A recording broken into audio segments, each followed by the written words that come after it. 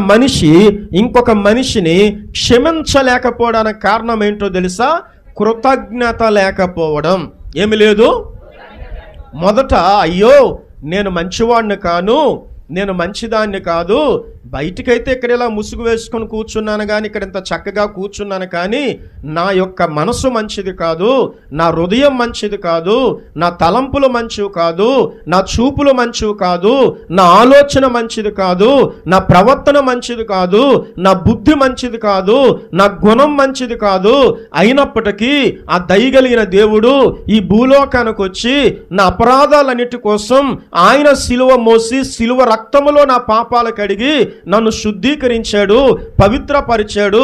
ఈ విషయంలో దేవుడు కూడా తన సేవకులను, తన దాసులను నిలువబెట్టి వాక్యము ద్వారా నన్ను బలపరిచి, వాక్యము ద్వారా నన్ను స్థిరపరిచి, సంఘాన్ని ఏర్పాటు చేసి, సేవకుని ఏర్పాటు చేసి నన్ను ఎంతో బలపరిచారు.